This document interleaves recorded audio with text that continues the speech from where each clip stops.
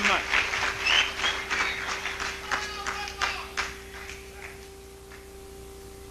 I appreciate being here again. I wish I had a more cheerful subject. A brother spoke to me before I came on and said we need to have some homework. I have been doing my homework all along. I have looked behind the slavery curtain to see what happened before slavery. There have been many slave periods in history, and slavery is something that has touched the life of every people on the face of the earth, no exception. The best known slavery period is that period that touched our life. The best documented slavery period is that period that touched our life. And yet that was not the longest period. Europeans enslaved Europeans for a much longer period under a system called feudalism that was just as brutal. There were biblical slavery. So slavery in itself was not new in the world as a weakness and a cruelness in man. There is a denial of man's God in making another man slave. And there are a people who solicit their God to endorse their enslavement of other people. All forms of present-day organized religion is endorser of some form of slavery and some form of oppression of other people. Therefore, all forms of organized religion is ungodly.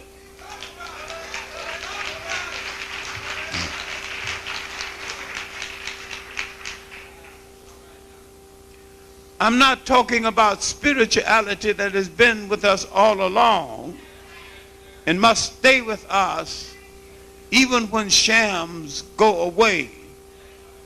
It is organized spirituality that lifts man higher than the dog.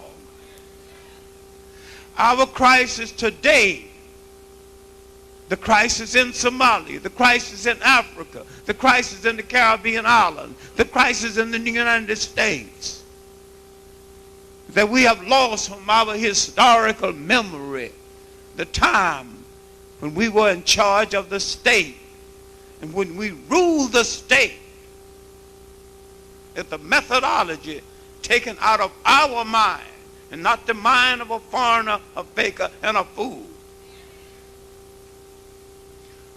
When independence came to Africa,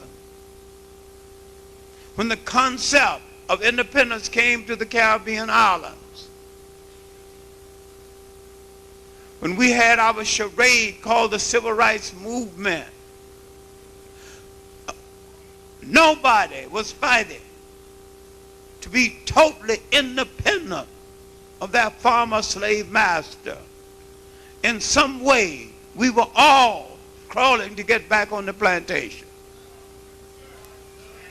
We were fighting to consume his hamburger. We were fighting for the right to make our oppressor rich. So we did not understand the nature of liberation. And if you do not understand the nature of liberation, mentally you are still a slave. Now the slavery that we still must grapple with started in the 15th and the 16th century. Slavery started in the world when man emerged in the world and developed a fear and a weakness of other people and felt that they had to enslave another people to feel safe. That was one kind of slavery, but slavery based solely on race, on color. That's the slavery hatched from the European mind in the 15th and the 16th century. For there were periods when Europeans enslaved Europeans, Jews enslaved Jews. Now my focal point is that for most of your existence on this earth, you lived in independent states fashioned by your own mind. And that this great event has been removed from your historical memory. I want you to travel with me just a little while while we go behind that slavery curtain and see what did you do when you were in charge of the state all by yourself. You didn't ask any foreigner to assist you in any way, and you ruled the state exceptionally well. In some places, you ruled so exceptionally well, you had no word for jail in your language because no one had ever gone to one. You create words to describe what happened. If no one ever gone to something called a jail, you don't need a word for one. If you never threw away children, you needed no word for orphanage.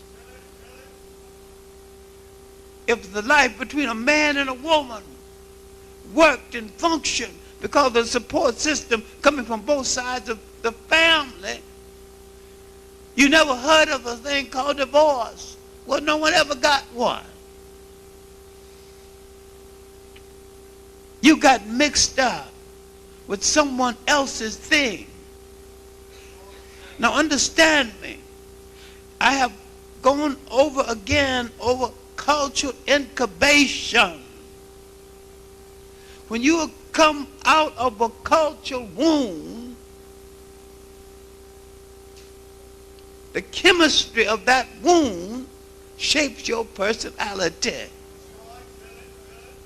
When someone puts you into another womb, it's like putting you into the stomach of someone who's not your mother. The chemistry of your personality is shaped another way. Therefore, you had no wife beaters in Africa. You had no teenage pregnancy in Africa. So your worst traits were picked up from your oppressor because you were living in a state that you did not fashion.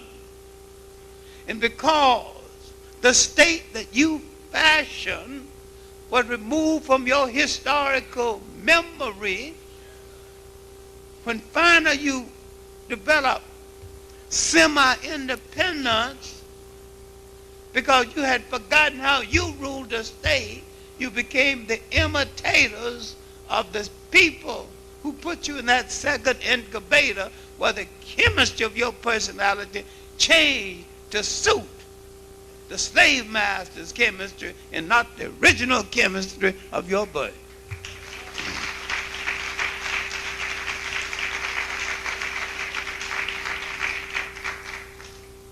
Now, let's deal with the interference which led to the confusion about your structure of the state. The first invaders of Africa from Western Asia. Now the Africans in North Africa and Northeast Africa became a little confused between their culture and the culture of the people of Western Asia. Some of them debased and some of them degenerates, some of them bringing in habits the Africans never knew. And this confusion in Africa's generosity and his traditional hospitality to the stranger began to impinge on his own methodology of rule. This would be overcome, and he would enjoy 1,000 years of peace before people called the Assyrians, now called Syrians, would come back. And they would be so terrible, they would make way for people called Persians, now called Iranians. And they would be so bad, mulattoizing Africa, until even the husbands who had imposed themselves on the Africans would cry out against their Iranian relatives. And they would open the door for the young Greek, Alexander, called the Great. It's the first European imposition. Now, Alexander's brief period influenced the monarchy, but did not influence the lower class of people. But he would open the door for a bunch of greedy Italian gangsters. They wasn't really Italians at that time in history. They were a mixture. But we can't get into the Mediterranean mulattoes who passed for white, or the Hispanic. I don't know what a Hispanic is. But all of these are white wannabes.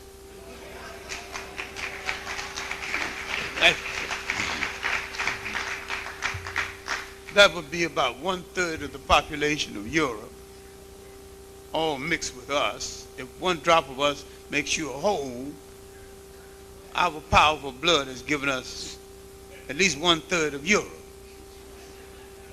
Now, we didn't make the law now.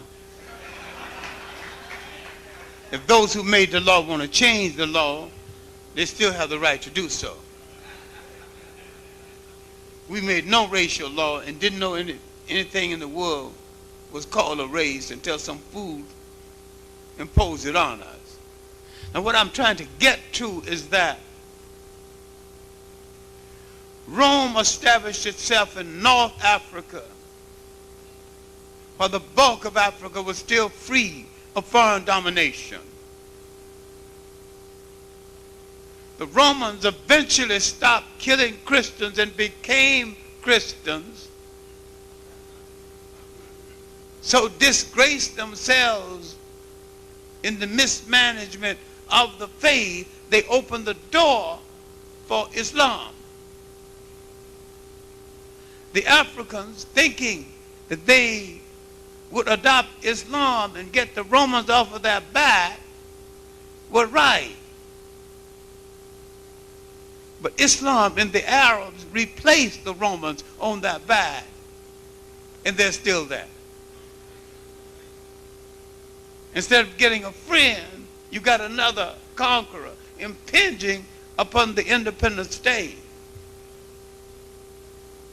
As Islam swept across North Africa, led into Spain by black general Gibraltar, great states were born in the Western Sudan. There were independent states below the Sahara before Ghana. But Ghana emerged straddling the gold trade across the Sahara by collecting toll. And this independent state would suffer from the spread of Islam into Africa, especially into a kingdom called Susu, now called Mauritania.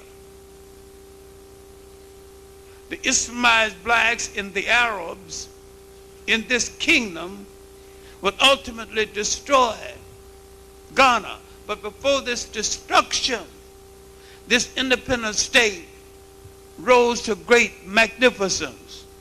In the 9th century, they could mount an army of 250,000 men, 40,000 archers. In the 9th century. By 1000, they had a king named Kenasi. This would not be so significant except Kenasi had a habit of inviting a few people in for dinner. He would announce in the morning without any warning. He'd like to have a few people in for dinner, maybe 10 or 20,000.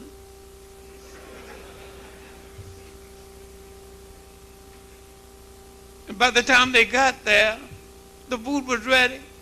The cows were killed. They put on the spigot, and the whole thing was turned over, so everything is done, sliced and put on plates. The significant thing is that the kitchen was as organized as the army. This opened the door for one of the most magnificent of their kings and the last of them before. The Islamic destruction of the country in 1076. After the reign of Ten Khamenei, known as the king who rode out twice a day, every day. He would ride out once a day and hold court among his people, and no one had to move from his presence until they were satisfied that justice had been done in his case, his or her case. A democratic monarchy, and all people had access to the king. He would ride out in the evening, dogs better dressed than the kings of Europe, silk and satin, gold aplenty, 4 men walking behind the horse, brocade mat, just in case the horse wanted to sleep, the men could throw down the mat.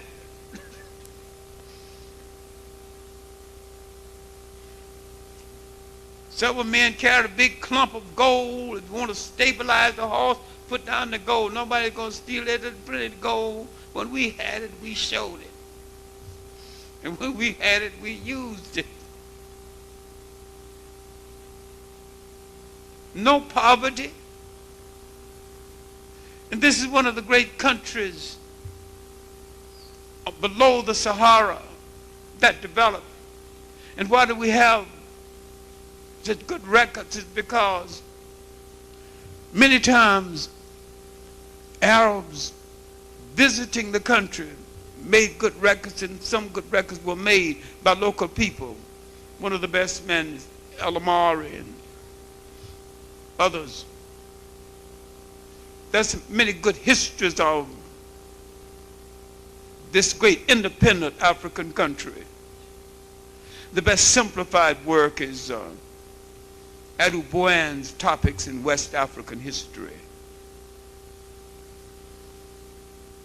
Basil Davison's work on West Africa has some interesting history, but Jacob Ajayi's work on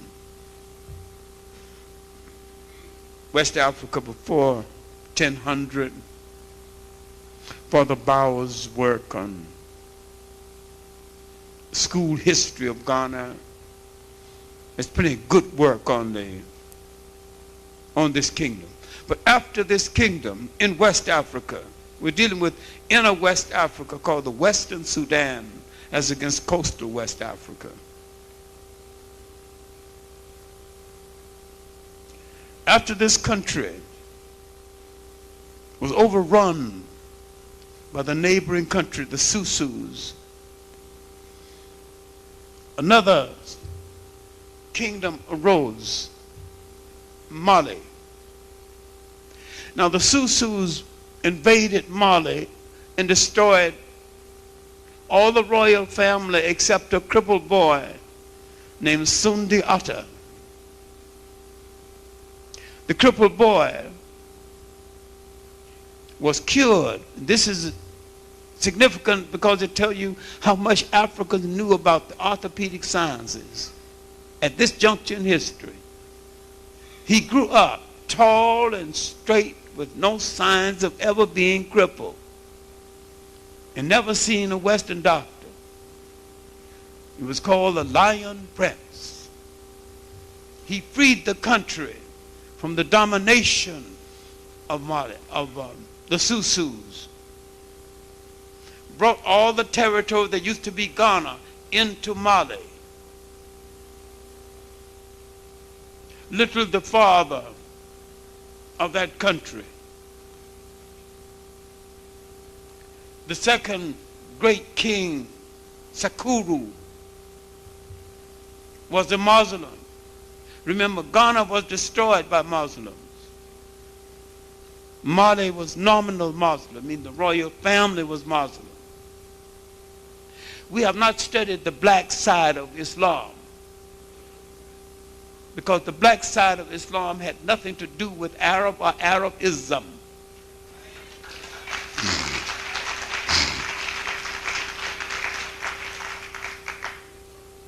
Now, this kingdom, Sakuru, decided he'd go to Mecca, and he decided he would come back. Now, I'm dealing, the period that I'm dealing with now is about 1215 AD. He would come back to southern route, and he came back through an area that used to be called French Somaliland. He encountered a people called the Danak Hills. Some of the meanest people in all Africa. Ain't got no friends, ain't want no friends. Don't want no visitors. Don't come looking at me because I don't want to look at you.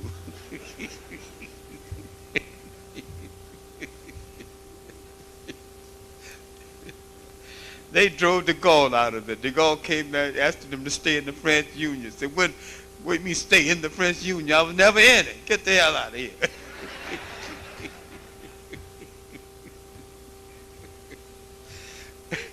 They're part Ethiopians, part Somalians. A whole lot of good-looking women. You better not look at one. Unless you want to run a go to a funeral. This should be talked about when we do a cultural history of Africa. We haven't done enough on the cultural history of Africa. There's some Africans very clannish about their women, even among other Africans. Not only the outsider better not touch them, other Africans better not touch them. The Danak Hills are one of them. Don't worry, the Americans not going to go over there. They know where to go. They ain't crazy. But the point here is that Sakuru went into their country without their permission. Thought he would just venture down there, and he was killed. And they sent him home. Peculiar thing, which I cannot explain, they embalmed him in honey. And he was still lifelike when he got home. And all that African heat. Now, chemically, I cannot explain how sugar can preserve anybody in heat. But this, all historical records give me this information. Now, the next king of the country is the best known of all of the African kings of that period. He came to power in 1306. He was the kind of the showboy of ancient, of medieval Africa, called Mansa Musa, a devout Muslim. He went on the trip to Mecca and Medina, 1324, spent years preparing for it. He had brought all the territory, the neighboring territory, into his empire. As he prepared to go on this trip, special gold was a symbol for the trip. 250 bondsmen marched in front of his entourage, staffs of pure gold. 250 camels, each with 250 pounds of gold. When he went through countries that had a little depression, when he left, they had prosperity. He dug swimming pools, luxury. He had 50 royal hairdressers, and he only carried his favorite wives. When he arrived in Egypt, he was so splendid, they said, "He is Africa, there is nothing else." He crossed over to the holy places, thought there wasn't enough water in the well of Zim, thought he might build another well. They told him it was at the well of Zim that the prophet got the vision, so you just can't build another well. Because I think the well went dry years ago, and I think they put in some little faucet water in the well.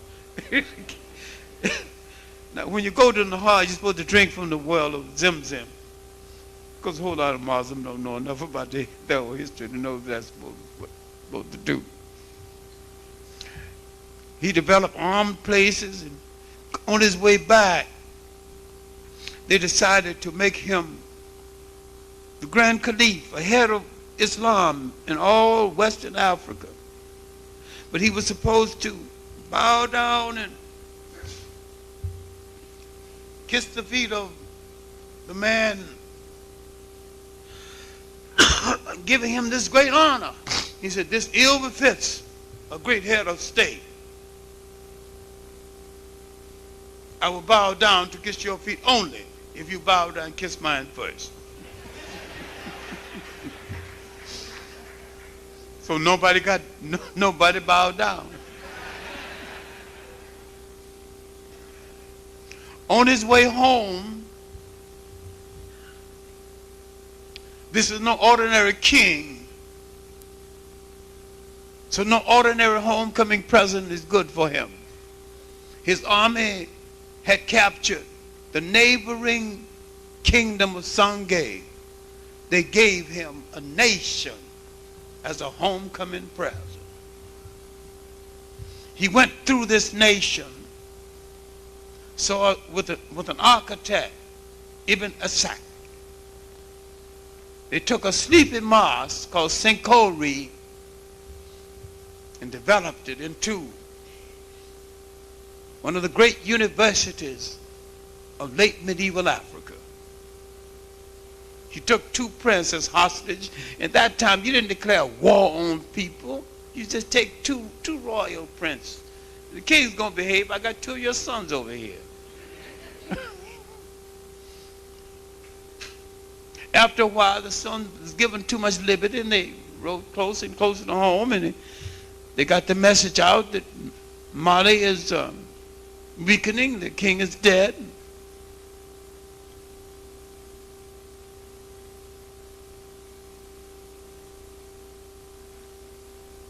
Doing this after the death of Mansa Musa,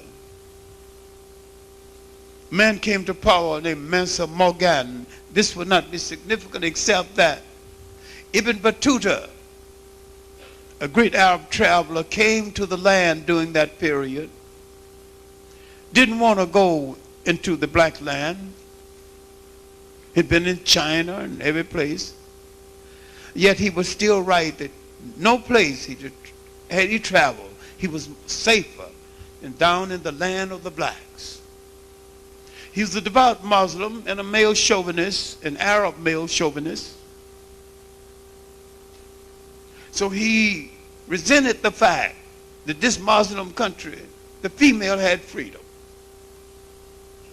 One of the main reasons why the female had freedom in the marketplace is that inner West Africa was Islamized by Islamized blacks who knew what custom to leave alone. East Africa was Islamized by Arabs who destroyed the matrilineal and installed the patrilineal, line by the male descent. Go to Senegal right now. The women are still masters in the marketplace. You see them walking around, you see men with that little machine making suits. But at the end of the day, you want to know who's the boss. See that lady with that big skirts on, tied around her waist, enough money to blow the bank. She's paying off her help. She ain't got no bodyguard, ain't nobody gonna bother her. She's the boss in the Muslim country. Because the matrilineal still prevails. Lineage through the female side. Lineage did not mean dominance. Because the American man and the European man is so afraid of women, he's always safeguarding himself against her. And we imitate him sometimes because we live among him. But we were very comfortable making several female gods. He was very uncomfortable. Now, the structure thing about this second great independent state in West Africa is that those two princes got home and spread the news of Mali's weakness after the death of Mansa Musa. After the death of Mansa Musa. And though they were twins, when Alkebu-lanic was proclaimed Soni Ali, liberator, he would set in motion this largest and the last of the great independent states in West Africa. Because this state would be a consolidation of Ghana and Mali, all consolidated in one state and still controlling the gold trade across the universe, across the Sahara. Now with a great university, St. Corey, and a university city, Dijon, Genie, with its great universities, not one university, but a city devoted almost solely to education. Arabs coming down into the Western Sudan could not get a job at St. Corey because the great master scholars taught 10 subjects and had to teach them well. Now, Soni Ali II, 1464, 1492. The slave trade had already started along the coast. These independent states in inner West Africa went on to their golden age in spite of it and in the midst of it. But the slave trade had not destroyed all the coastal states in West Africa, but some were disrupted by the slave trade. In East Africa, some of the great trading states remained, but the Arab slave trade had started 1,000 years before the European slave trade. What the brothers who favor Islam fail to understand is that the Arab was a traditional slave trader before Islam. That slave trading is a part of his custom, part of his way of life. And some custom he imposes on you as Islamic custom has nothing to do with Islam, has something to do with the Arab custom. Just like the European imposed certain customs on Christianity that had nothing to do with Christianity, but had something to do with the European desire to control and to conquer. You have to make a separation between what people impose on a religion and what the religion had as its original intent. Now this great state would reach Sangay, and the significance of Sangay is that it was larger than the territory of the United States, that it controlled the gold trade, the leather trade, it had a great university, and that the Emperor Soni Ale II lost his life coming home from a minor war, and this brought into being the second man of iron to control that country. Between Soni Ale and Ashleigh the Great, you had the two greatest African heads of state in the last 2,000 years. Muhammad Abubakar Ituri, prime minister to Soni Ale, had been able to calm down the emperor, who was not Muslim. The Muslim imams and preachers kept telling him, pay more attention to the religion. And he would, instead of saying the 5 prayers a day, he would announce the 5 prayers, and as though he was talking to them, and said, I'm busy today, no more praying, bye-bye. So finally they told him to go into the mosque and pray, because you represent the people. So he did go into the mosque, and so they were watching him. As he said, as he bowed and bowed up, he was giving orders to his lieutenant. He was running the state in between prayers. So they called him a barbarian. His mother was a Fulo, and he belonged to an African religion. He had no patience with Islam. So when he was drowned, the ministers did not, the imams did not feel any sorrow. They said he was a pagan. Yet these same men wrote in the annals of the history of that time that fate decreed that his name be remembered forever. Now come to power 1493. His prime minister, Muhammad Abubakar Ituri, on his way to his inaugural the sister of the deposed king shouted out, say it is not he, say he has not deposed my brother. Then she shouted out a curse word, throne stealer, usurper, thief, Ashleigh. And he stopped and said, I will not let the wailings of this sick woman disturb me. Henceforth, this is the name of my dynasty. Call me throne stealer, usurper, thief, Ashleigh. He's known in history as Ashleigh the Great. He carried that country to the apex of its greatness. He was blind the last 10 years of his reign, and he managed to disguise this until at last it was discovered, and he was deposed by a son.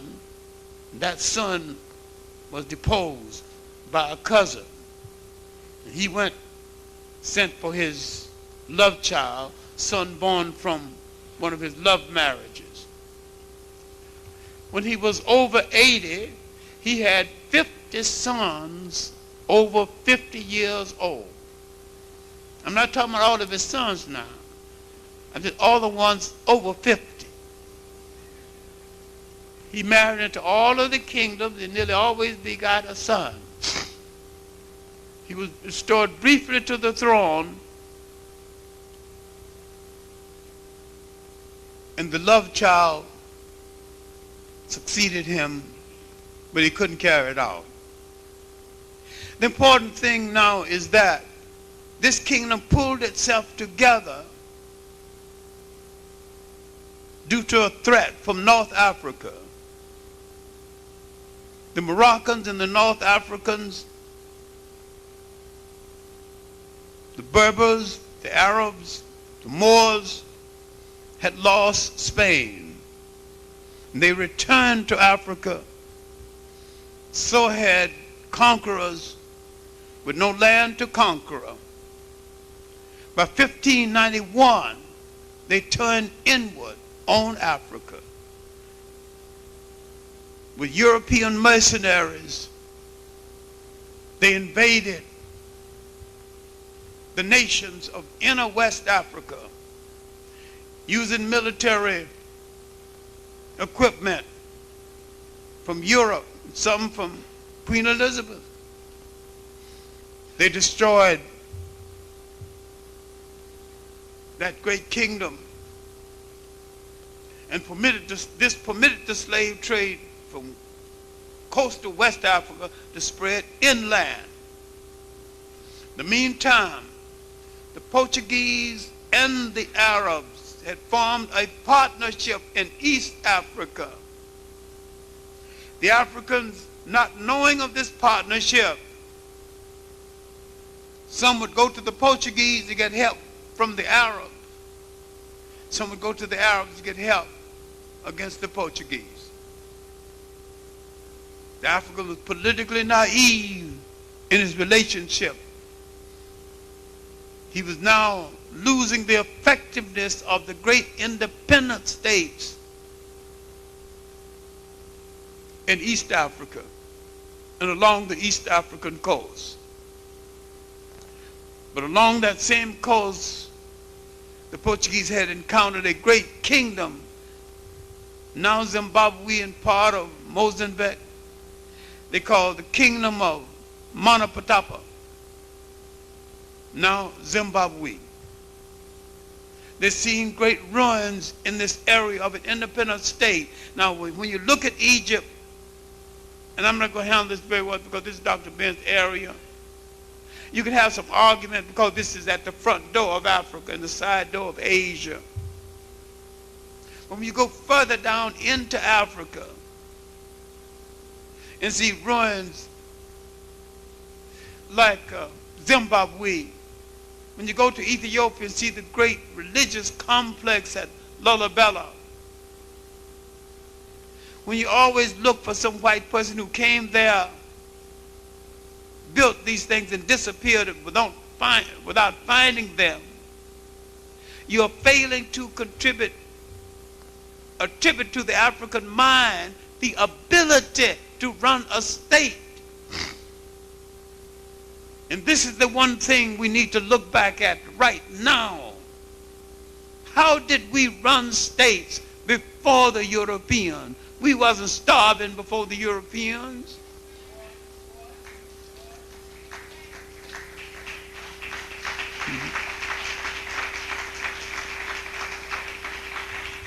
Our people were healthier when the forest was the drugstore. Now let's look at how and why the slave trade came.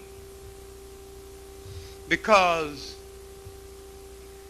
you're too confused about this system. You think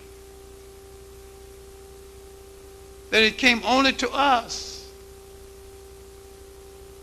The African's generosity, unfortunately, miscalculated the strangers coming into his country. After that invasion into Songhai, destroying the structure of that country, they exiled the great scholars of the university, the last of the great chancellor, Akbi Baba. He'd written 47 books, each on a separate subject. He had never gone outside of inner West Africa. When he arrived in Morocco, he had lost most of his library. When the emperor asked him about the Western Sudan he encountered with, he said, we're your co-religionists, we're your kin. He was telling these North African corrupt Muslims, we're your co-religionists. We're Muslims the same as you. And they got killed. I would like to see before I die one single black scholar with enough nerve to really study Islam. Stay Muslim as long as you want to, but don't stay stupid.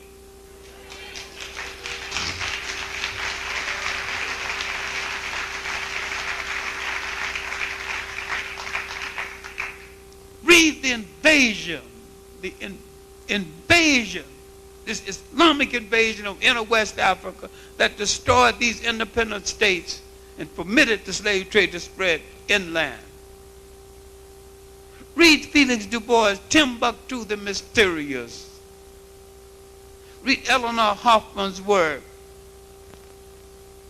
Land of the Evening Star, Morocco and the Land of the Moors. Read The Horizon History of Africa. Read Adouboan's essay, The Coming of the Europeans. Then if you forgive the modesty, read the essay that follows his essay called Africa, Time of Trouble, dealing with the impact of the coming of the Europeans. Unfortunately, I wrote that one.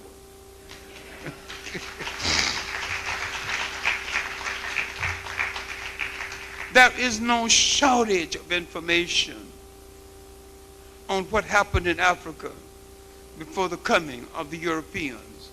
There's no shortage of information on independent states before the coming of the Europeans.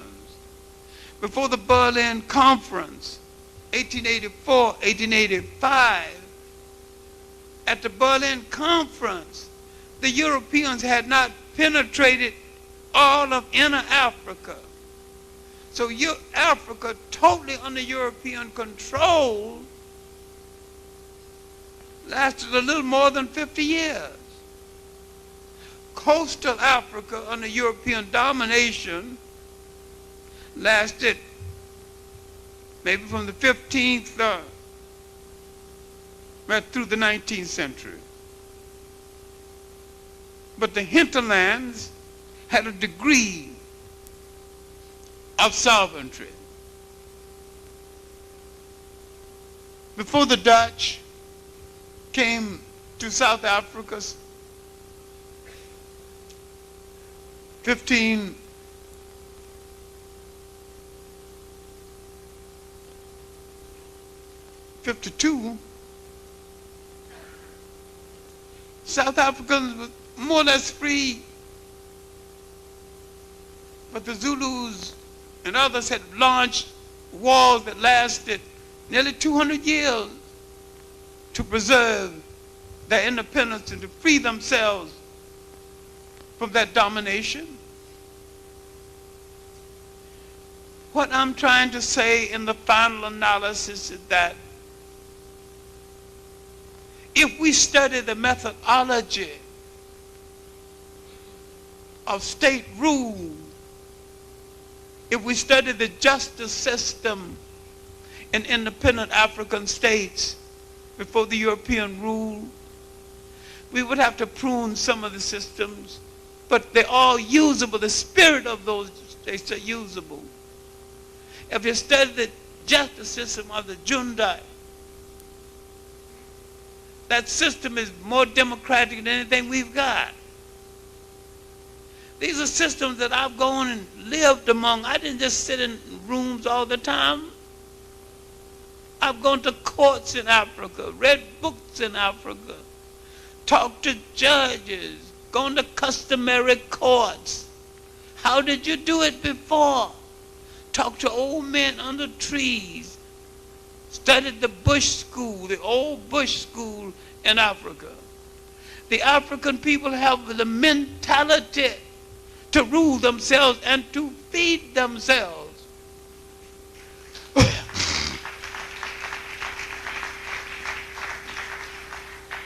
What then is this present crisis about? When Ghana became independent, the powers that wanted to control Africa decided that no stable state would exist in Africa. The leading culprit, the new imperial nation of the world replacing England was the United States. The new schemer and planner. England and the colonial powers had fastened on Africa a network of states alien to the African temperament, alien to the African way of ruling a state. The African did not create the nation state. The nation state is alien to Africa. What Africans had was the territorial state. In the territorial state, as much as 16 states in one territory, cross-fertilization, people with different religions existing side by side, different marketing systems, interlacing, cross-fertilization in trade, cross-fertilization in culture. Now you got to stop at the border. Whose border? Their border. There wasn't no border till this food faker got there. And each one has to pass it on the African, a religion alien to the African religion. But the African has to go back and get some concepts created by his own mind. Get some methodology created by his own mind. There's not one state in all Africa, and there's not one independent black state any place in the world except possibly some in the Pacific. For the methodology of the government, the approach to the government is an African creation. I have found the states in the Pacific more African-oriented, surely than the states in the West Indies, because there's nothing that resembles an independent state in the West Indies. They're all imitation colonial states. All imitation colonial states in Africa. Our mission is to restore to ourselves the concept of state management, state controlled by ourselves, a container for the soul of our children and the hopes and desires of our children. We have to throw off this dependency on other people to educate our children.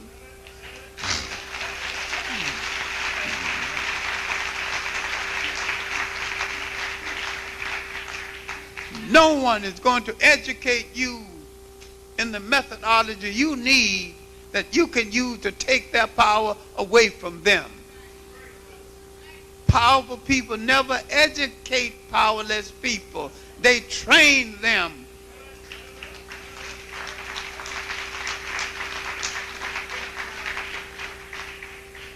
So if we're going to get back and understand and extract from what we did as an independent people before slavery, before interference, we have to question everything.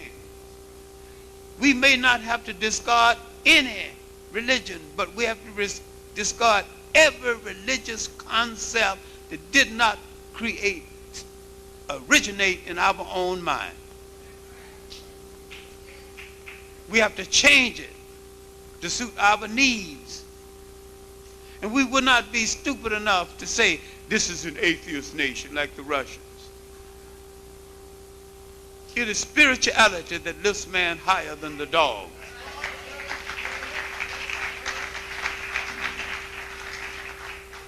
And you can have spirituality under any religion, and you can have it without any religion.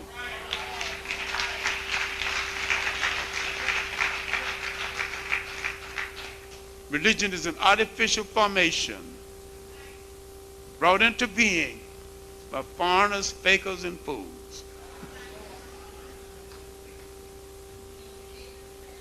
All religions, all organized religions have been handmaidens for conquerors.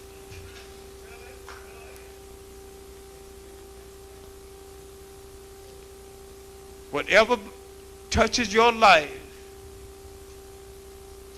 must be an instrument of your liberation and the maintenance of your liberation, or you must throw it into the ash can of history.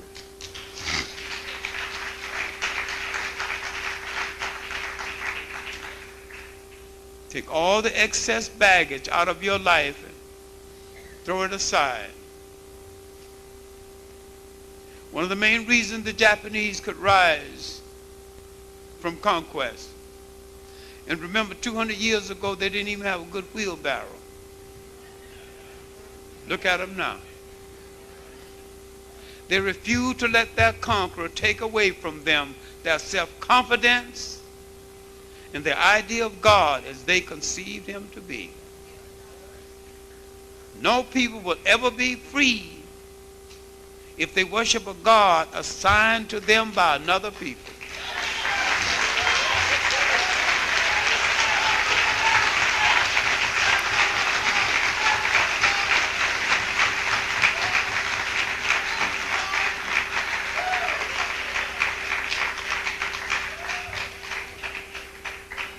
God is not less God if you see him your way,